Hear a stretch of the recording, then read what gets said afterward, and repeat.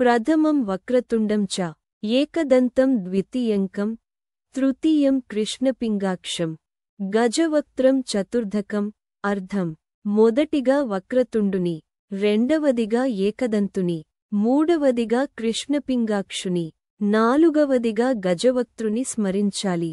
లంబోదరం పంచమం చ షష్ఠం వికటమేవ చ సప్తమం విఘ్నరాజేంద్రం ధూమ్రవర్ణం తథాష్టమం అర్ధం ఐదవదిగా లంబోదరం, ఆరవదిగా వికట, ఏడవదిగా విఘ్నరాజేంద్రం, ఎనిమిదవదిగా ధూమ్రవర్ణుని ప్రార్థించాలి. నవమం ఫాలచంద్రం చ దశమం తు వినాయకం ఏకాదశం గణపతిం ద్వాదశం తు గజాననం అర్ధం తొమ్మిదవదిగా ఫాలచంద్ర, పదవదిగా వినాయక, పదకొండవదిగా గణపతి మరియు పన్నెండవదిగా గజాననుడిని స్తుతించాలి.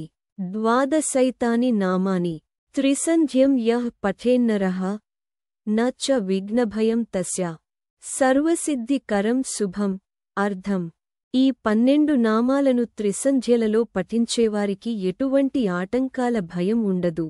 అన్ని పనులలో విజయం లభిస్తుంది.